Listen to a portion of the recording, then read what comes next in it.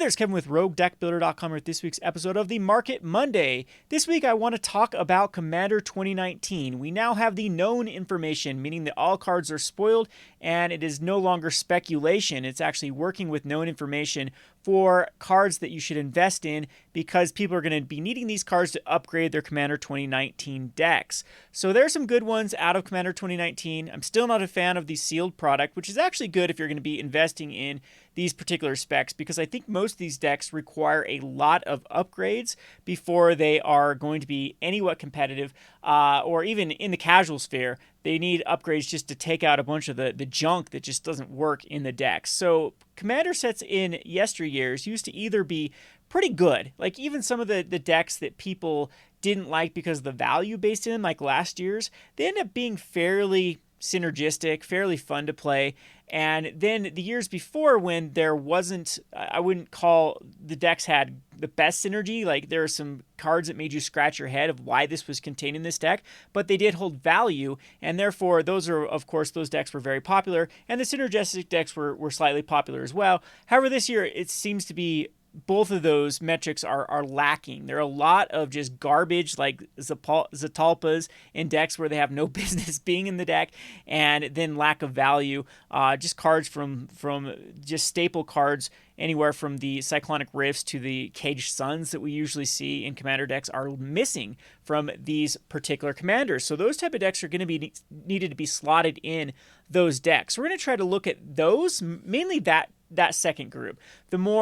The Commander staples that were not reprinted in this year's Commander have the best chance of going up for two factors. A, because people need to actually put them in these decks, and B, because these are the reprints that usually stop them from climbing in value. So if they miss a year of getting reprinted in the Commander sets, they usually skyrocket in the year afterwards. So that's the focus. That's kind of the focal point I want to go with this video. However, I do want to slightly talk about Atla Palani Nest Tender.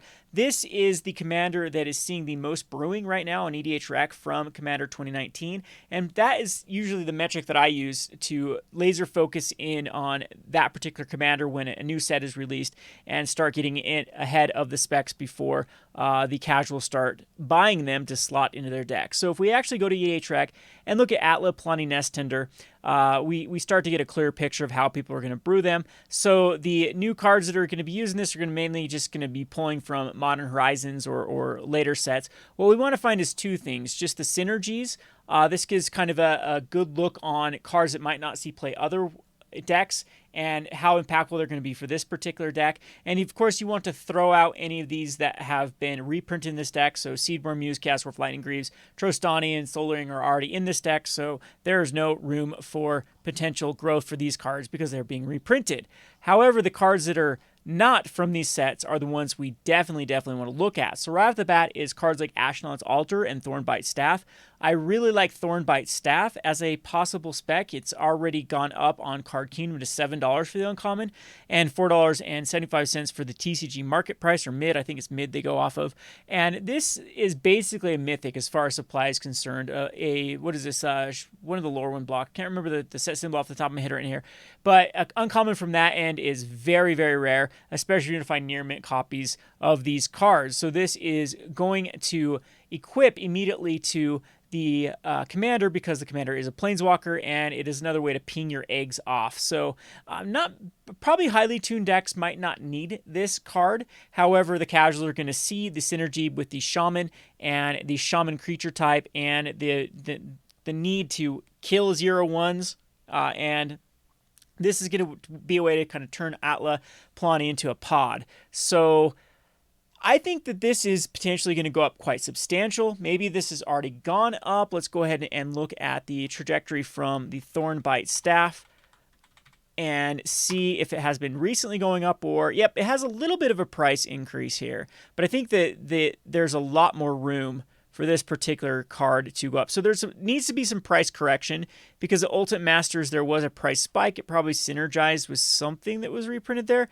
Someone in the comment section remind me of what this spike was from. So there's some price correction. It looks like it did correct out, because this is how you usually do with what happens when a price spike occurs, is it will arbitrarily go up because someone figures out a synergy, they figure out there's going to be a demand, and they buy up all the copies, and this is what occurs. And then it's going to come back down to where it should be. And so if you actually to follow this trajectory from here to here, that's probably from Ultimate Master, so December to June, and it was increasing, good 20 cents a month. Probably 6 months later should be around the $4.50 to $5 mark. So it might have had a little bit more of price correction to occur, but now it's spiking back up in value. And this one is more of a legitimate, well, there will be a ton of demand from Commander. So Thornbite Staff is pretty decent. As you can see, Card Kingdom's already at 7. If we go over to Card Kingdom's buy list, real quickly to see how aggressive they are. They're actually out of stock, so that's also a good sign. And they're buy listing at $4.50, so that actually gives it more of a real-world Card Kingdom price of $9 of when they relist it. So, yeah, I think this one is quite investable, the Thornbite Staff. And if you're looking for a more streamlined video, I will be doing a review. Usually do a Market Monday recap over at my second channel, The Rogue Market, and we'll give like a top 10 list of cards that you should be investing in for Commander. So be looking for that tomorrow. For this one, I like these Market Mondays to be more off the cuff, just talking about how the process of how I go through on specking and cards and just talking about the market in general. So anyway, let's go back to the list for Atla. And Astronaut's Altar hasn't had a reprint for a while. This is another card that is across the board been going up in price. And this one's always good to invest. It does get... No, it actually hadn't seen a reprint for quite some time. And then it did get reprinted Eternal Masters, and it got crushed, but it's bounced back. This is a card that I sell a lot of. There are plenty of combos of this. The ones that really come to mind is going to be the Nim Death Metal. There's a good combo with Astronaut's Altar and any token that creates, or any creature that creates 2 more tokens. And I do believe there are quite a few of those in this particular deck. And yeah, this is the Populate deck. So I think that Astronaut's Altar is going to go up based on that. So this is another one that is pretty decent to invest in if it hasn't already started to spike. And so we have the Astronaut's Altar from Eternal Masters.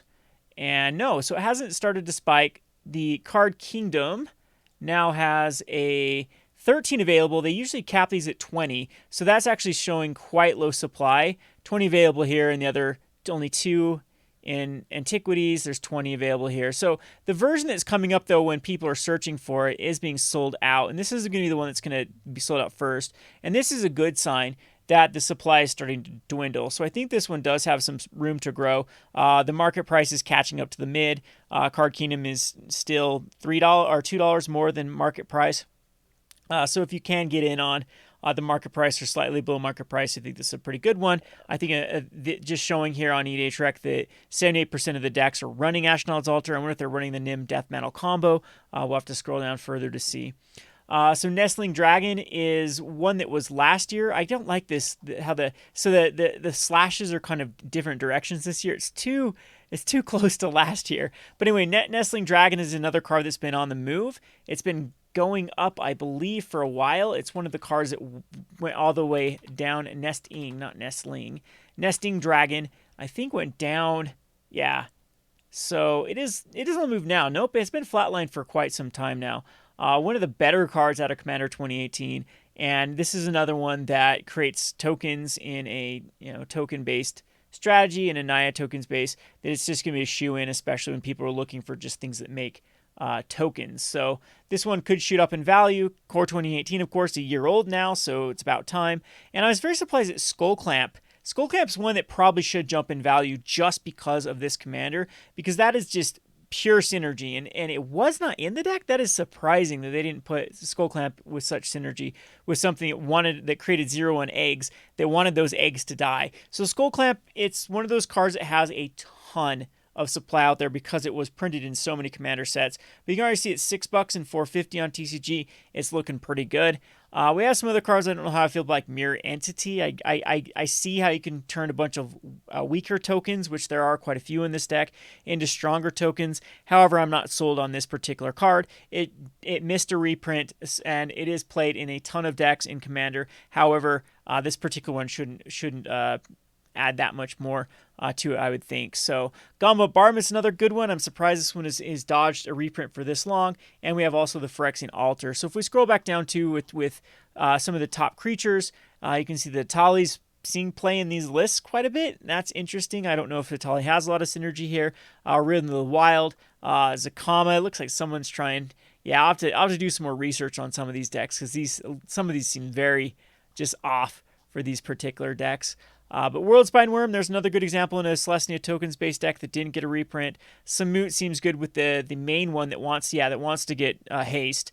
The main commander that comes out with this attacks and puts in a token, and so Samut's a way to give it haste. Other haste type effects should be definitely start to go up in value because of the deck. And you can see there's even cards like Ulamog. I'll have to see where Abyss and Ulamog are in these synergies. Again, it's going to take some scraping. This will definitely start to form itself when more people start building decks, and we'll start getting a clearer picture of the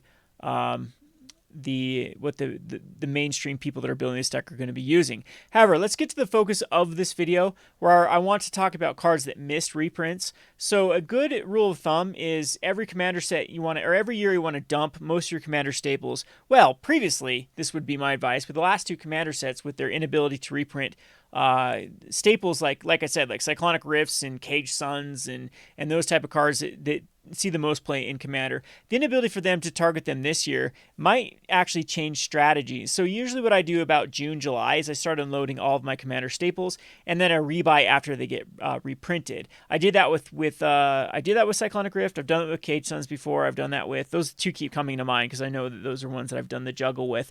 But this year, there wasn't a lot of them that were reprinted. So those type of cards that missed the reprint are still going to go up at a very, very high rate, and they actually could start going up at a higher rate because they missed their chance of being reprinted to stabilize their price.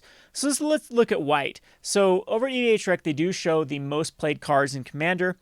Sun Titan did get a reprint, but the top three, Swords to Plowshare, Path to Exile, and Enlightened Tutor did not. So Swords to Plowshare, however, did get a reprint in Battle Bond. There's a lot of supply with it. Path to Exile is definitely on the short list for a reprint. I don't know what type of set they're gonna throw this in, but this card hasn't seen a reprint for a while, since Modern Masters 2017, and it does see a lot of play in Commander and in Modern. But there's quite a bit of supply there, and most of the demand, I think, that pushes it up to $7.50 is coming from Modern, and so it's hard to gauge exactly where it's headed. I think it's a safe place to park money. It's an easily traded card. What I mean by that is quite liquid. You can turn it into trade value or cash quite easily, and I wouldn't fault you if you're gonna say, okay, it missed a commander set, maybe it's time to park some money in here and trade out of them later in the year.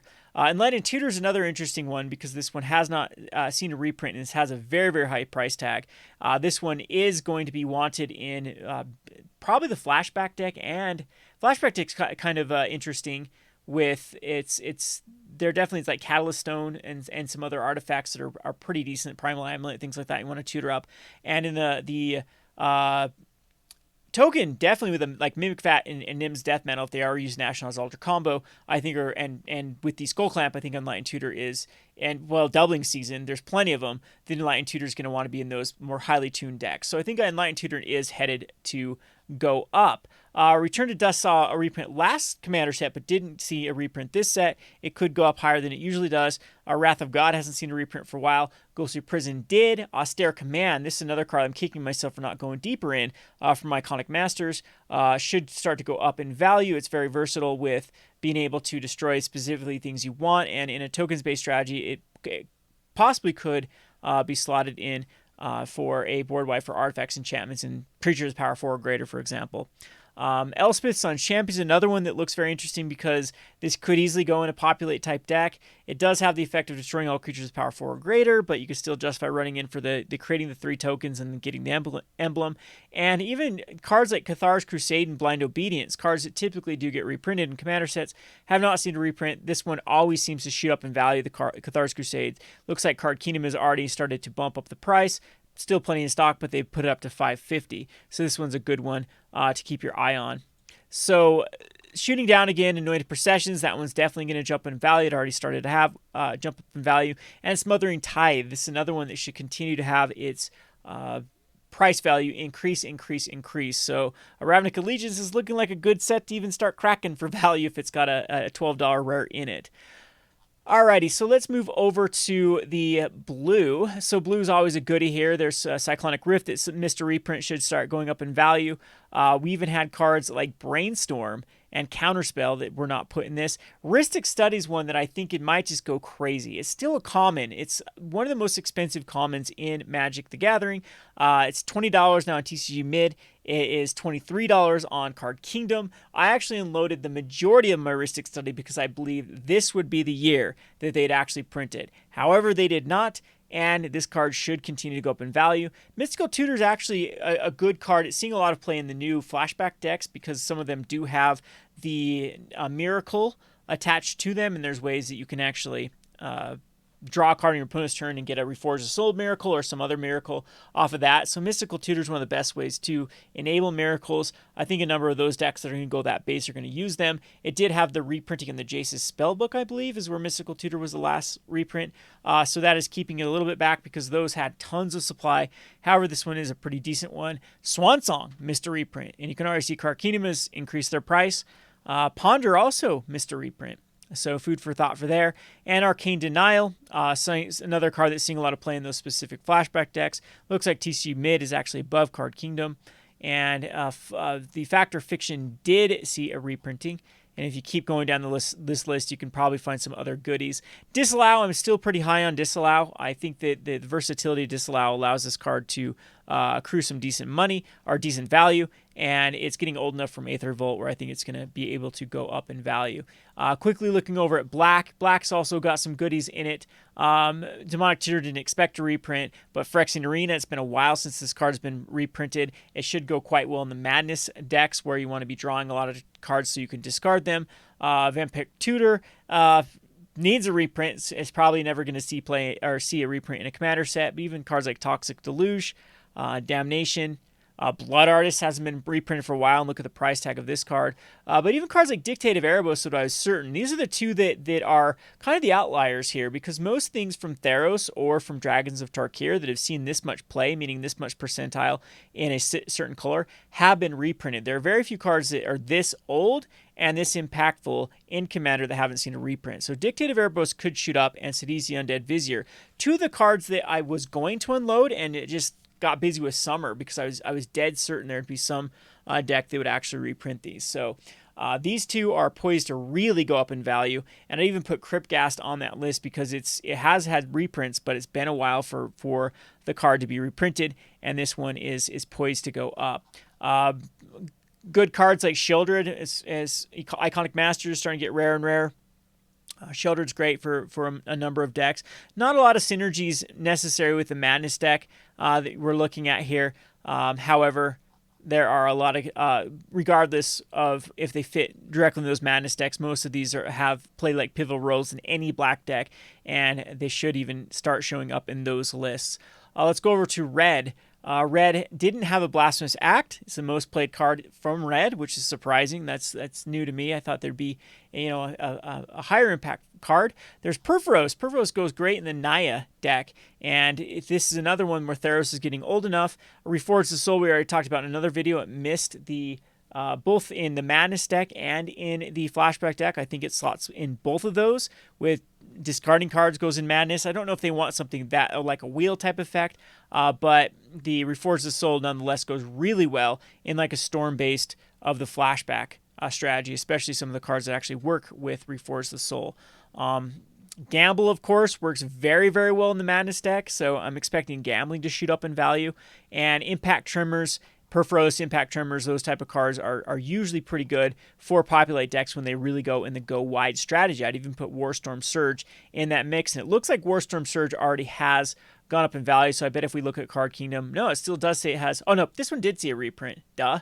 It was right there in front of us. Yep, it did see a reprint in that particular deck, so it has gone down on Card Kingdom. Another little point of interest here, I talk about how trading for store credit for Card Kingdom is pretty smart if you're looking to play the trade-up game, and people always, I get criticized for that because they say that Card Kingdom is the worst vendor. on in general, yes, but there are a couple instances where Card Kingdom actually is the cheapest place on the internet, and this is one of them. They tend to open up a lot of new product, and they flood themselves, and I think that they are more automated on their website, meaning that I don't think they really have someone that painstakingly puts the price of cards. I think how it's handled on Card Kingdom is it's due to how much inventory they have versus how much sales they've had over the past month or 2 months. And then it's automated to, if they're not selling a card, they drop the price until it hits that sweet spot where they are selling X amount per X time. And then if they're selling too much, X amount per X time, it goes up in value. And so you can actually get in on these points where Card Kingdom themselves will not hold on value of cards where they should be. Most sites will put a bottom to certain cards because they know it will be in demand again, because everything comes in waves in Magic the Gathering. There's a time when Standard's hot. There's usually a time when Commander's hot. There's a time when Modern's hot. And websites don't. Especially they don't decrease the price a lot of their times of their cards. So they'll post a price, and then it takes a while for them to decrease the price. I mean, they have to be like abysmal sales or reprints before they decrease the price. Card Kingdom and its automation, though, so that they've anticipated a ton of supply of this, and it's already bumped down the price all the way down to 25 cents. So Commander 2019 will be a good time to look at these cards, especially on these type of lists that show up, like Warstorm Surge, so you can playing 8% of all red decks, and say, hey, a quarter is pretty decent for a card with such a high impact on the format. So if we look at Warstorm Surge, let's just see any old year when it gets reprinted. Yeah, so it gets reprinted, goes down to 30 cents, and this one bumped all the way up to $1.99. And so they've got it at a quarter. You could think, okay, not even that long ago in Commander 15, it was down to 30 cents, and it rebounded all the way back up to $2. Is this a smart time to throw some store credit that have already done a 30% trade value in on Card Kingdom to just kind of play the juggling game? And oftentimes, I've done this many times, I've sold Card Kingdom back their own cards because they do, the market kind of changes for that particular card. They do sell out of that card, and then they need it back in stock, and their automation, of course, brings up the buy list price, and then you can juggle the cards. So I've done that a number of times with many different, not only standard cards, that they print a new set out of standard, they completely have a surge of supply, they dumb down the price to bulk rare, and then a rotation or 3 sets or 4 sets away, then they're actually out of these cards again and then need them. So keep your eye on that. I'll have to do a video explaining the process and kind of showing my history of Card Kingdom of some of the cards that I've made double ups and triple ups playing the juggle. And there is time involved, and there is, of course, shipping fees and things like that, but you can make out a pretty decent profit by doing so. I'm just getting ahead of the known information. So anyway, there's some other goodies here if you scroll down with other wheel type effects. I don't usually focus at this this type of price tag, but nonetheless, they're always interesting to look at. I'm still liking Sunbird's Invocation for a long-term spec as well. Whenever you cast a spell, you reveal the top X card to your library, where X that's converted mana cost, and then cast another card. In the red decks, this one also seems like a pretty good one. Red does struggle with sustainable card draw if you go outside of artifacts, so Sunbird's Invocation to get card advantage in red. All right, so last but not least, we're going to look at we have greens and artifacts. Green, things like the Kadama's Reach and Secure Tribal Cultivate got a reprint, even Beast Within. So they did pretty good on green, but they did miss Eternal Witness. I'm sure that Eternal Witness will spike up in value. Ultimate Masters is, it's old enough where it's going to start going up. But most of the green cards they've done a good job reprinting them because they have been mainly commons on commons. You had to go to Birds of Paradise for the first major rare, and then cards like Sylvan Library that have just gone crazy. Avenger of Zendikar is another interesting one that I talked about on my Discord. Card Kingdom is actually paying a lot for Avenger of Zendikar. It missed the reprint. TCG mid is still quite low, and I believe they are paying on most of these Avenger of Zendikar is like $450 on most of the versions. Yeah, $470. And if you can get on TCG mid or market for less than this, that's another way to turn into the Card Kingdom store credit and then going and buying those 25-cent rares. So anyway, last but not least, we'll look at artifacts. I still do like Nim Death Metal and the going with the Ashnod's Altar and maybe Mimic Vat. I think Mimic Vat did get a reprint though, but some of these cards too missed reprints. Cage Sun doesn't show up on here, but Skullclamp was a big one. And then we had the Burnished Heart actually got a reprint this time. Cards like even Worn Power Stone that traditionally get reprints. And there's Cage Sun right there. So I'm expecting Cage Sun to go up, even though they were three-colored, mainly three-colored decks that were printed. But hope that's enough of a. We'll try to actually get a. I'll try to look at a top 10 cards of either cards that missed reprint in the Arc Commander staples, and B, cards that synergize. Find that sweet spot. Find cards that see a lot of play in EDH, and also most likely will be in the number 1 and number 2 of the commanders from each one of the commander box sets, and have a price point that makes sense and did miss a reprint. So be looking for that video on the second channel for the Rogue Market. I'll have it out tomorrow, and that'll be a good way to get ahead of these spikes. But I love this time of year. It's a great time to get in on Magic the Gathering card. This is probably my favorite, either my favorite or my second favorite. I really like rotation. Rotation's always fun to play the gamble game of which cards are going to survive rotation and actually still be in decks, or even better, which cards were terrible and then cards that were keeping them down rotate, and all of a sudden they actually see play. So that's probably my favorite time for the investment side of the singles in Magic the Gathering. My second favorite would definitely be this time, with a bunch of new commanders that breeds a lot of new excitement into the format, and you have a lot of commander players playing the game of getting cards that upgrade their pre-con commander decks. Personally, I can't stand it. Personally, I'm one of those commander purists. I believe we should be playing commander without pre-constructed commanders. Like, I'm okay with, using, I've heard of other people saying that you shouldn't be using any cards printed in the commander product because it just takes away from the fun of trying to find cards that are, suck in regular competitive Magic, and then they find a home in multiplayer, and commanders just printing cards that are specifically good for multiplayer, so it's kind of defeated the purpose of the bad cards that are now good in multi. However, I'm not that much of a purist. I just don't like the lack of creativity it takes to take a pre-constructed commander deck. I think I only have one. I think I've only built one pre-constructed commander deck, and that was Animar. And it was because I got into commander way late, like a long time after that set was even released. So it almost even felt like a legacy card or something that I was building a deck.